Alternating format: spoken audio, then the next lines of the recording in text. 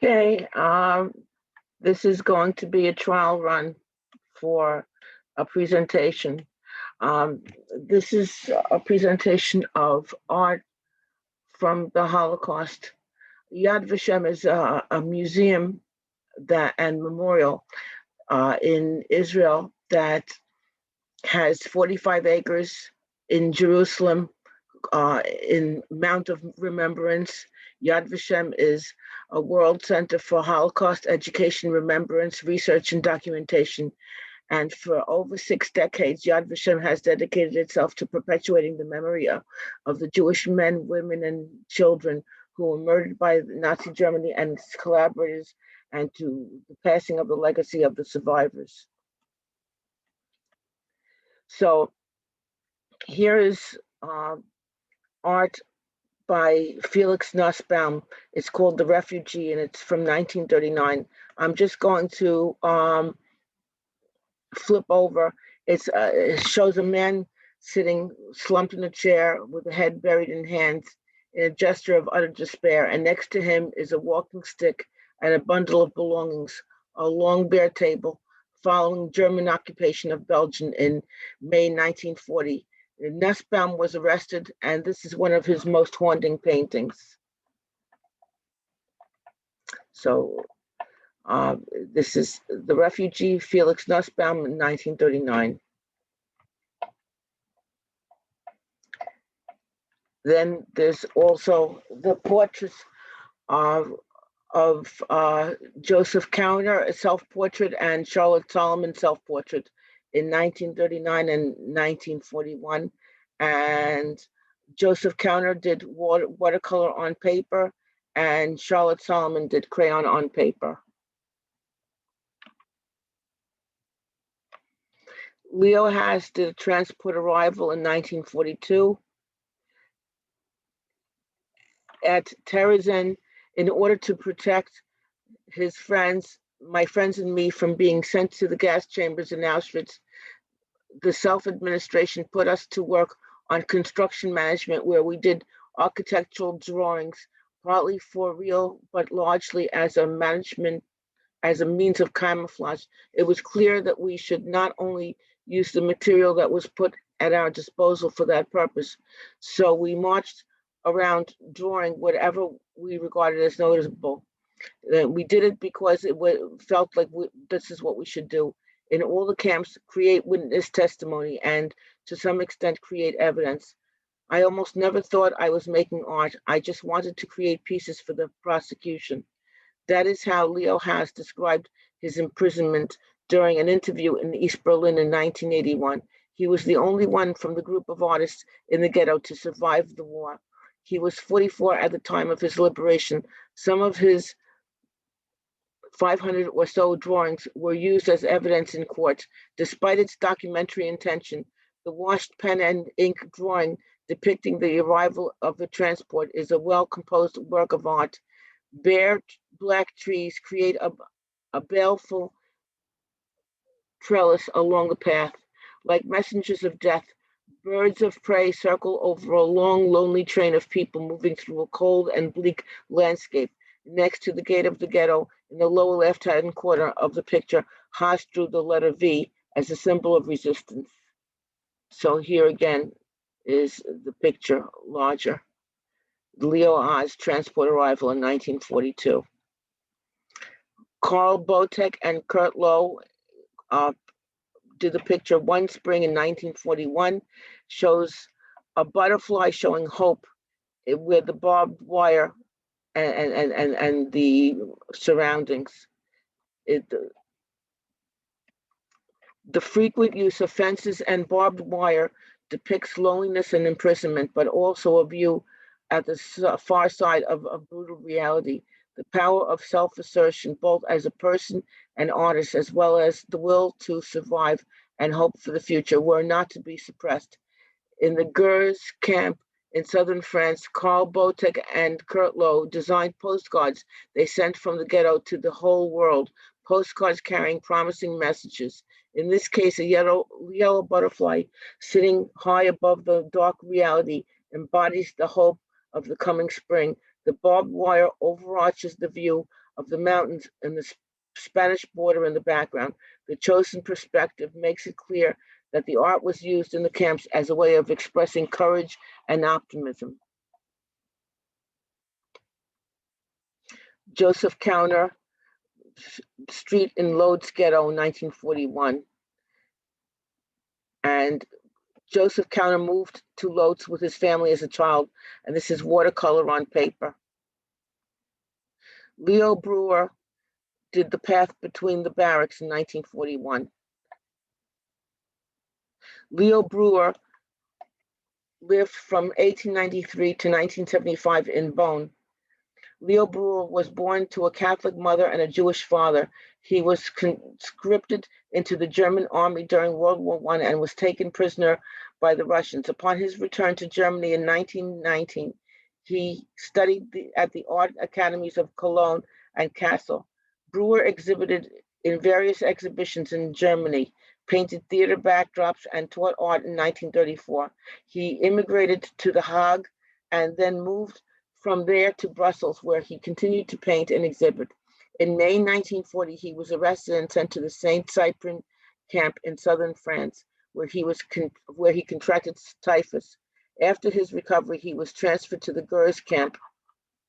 There, Brewer was a member of the Catholic Relief Organization and captured scenes of the reality of camp life in drawings.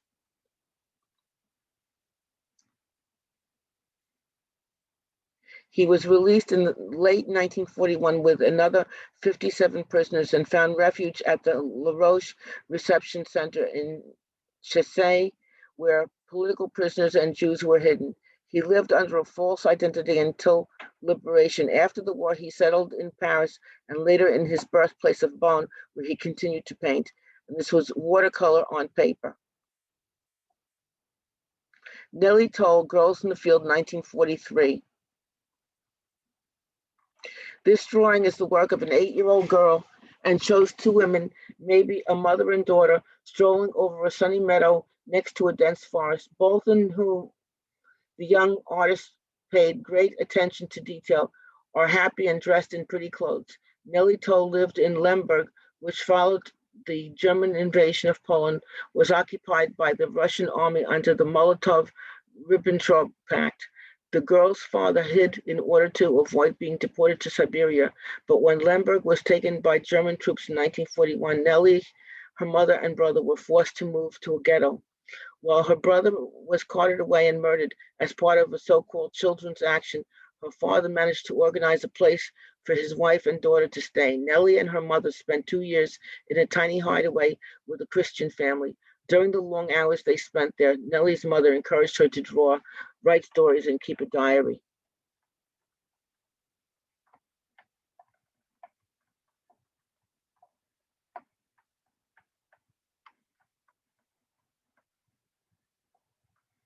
Here again is the picture larger. Nellie Toll, Girls in the Field, 1943. Bedřich Frita, Rear Entrance, 1941 to 1944. And Bedřich Frita lived from 1906 to 1944. Rear Entrance, picture in Yad Vashem, 1906, Vishnova, Bohemia, 1944, Auschwitz-Birkenau camp. Bedřich Frita was a graphic designer and cartoonist in Prague. In December 1941,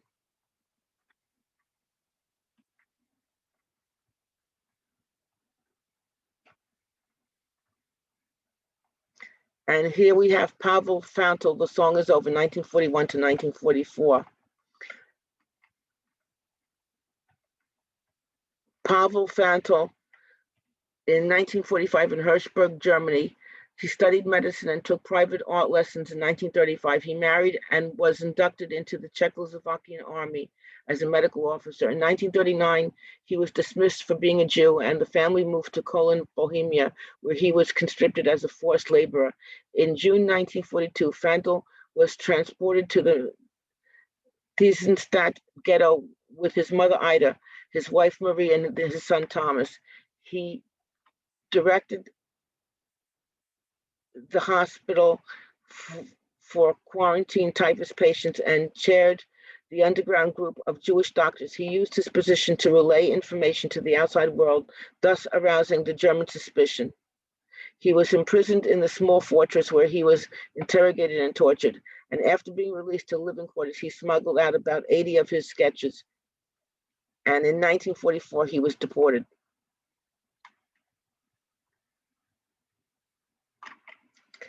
So in addition, I want to also go back to the website where there's some more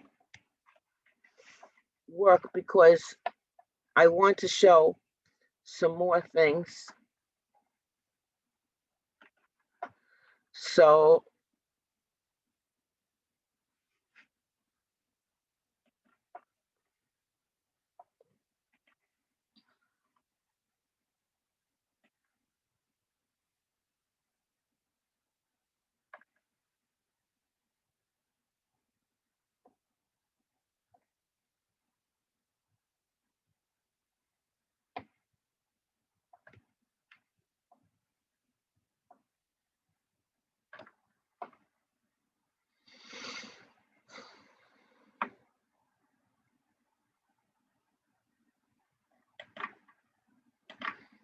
okay, I'm going to share the screen again and just bring up some.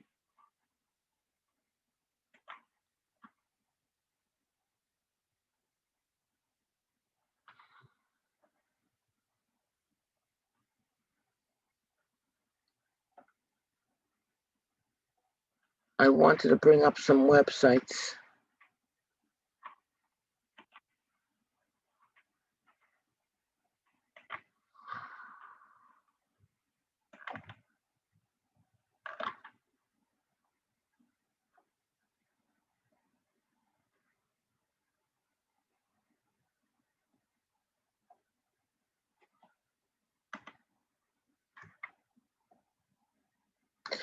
Okay, this is what I wanted to show. So let me see if I could do this now.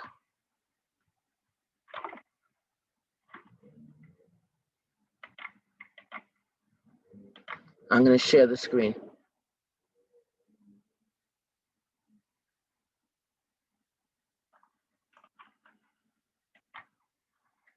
Okay, I just wanted to show some more work. This is art from the Holocaust. We saw this, Felix Nussbaum. I just wanted to go over this one more time. This is oil on canvas. And then here's Charlotte Solomon again. This is crayon on paper. And I wanted to show Nellie Tull again. This is The Gift of the Artist, Girls in the Field. And this is pencil on paper. And I wanted to show Joseph Counter Street in Lodz Ghetto. This is watercolor on paper.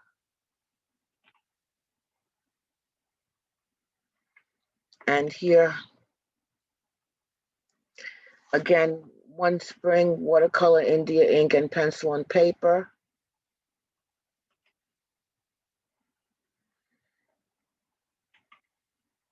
And here, Friedrich Frieda, the rear entrance, ink and wash on paper.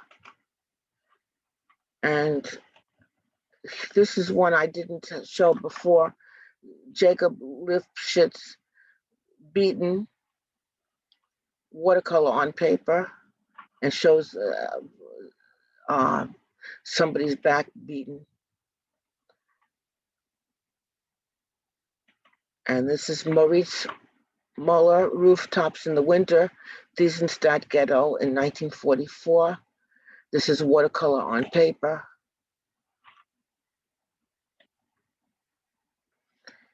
And Pavel Fantel's Thysenstadt Ghetto. And this is watercolor and India ink on paper.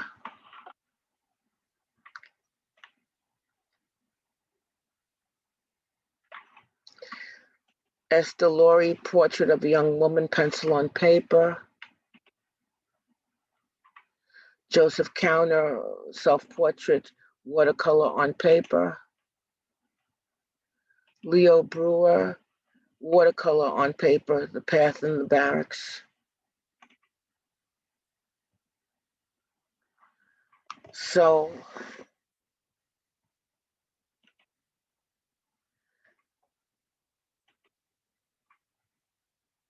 I have some other websites I wanted to show, some more if we have time. I'm going to go over some of more detail of the artists from the art of the Holocaust, which is art that has the skill of the artist, the watercolor and this India ink and sketches on paper, and telling this incredible story and documenting what people did not know about. So anyway, I want to thank you.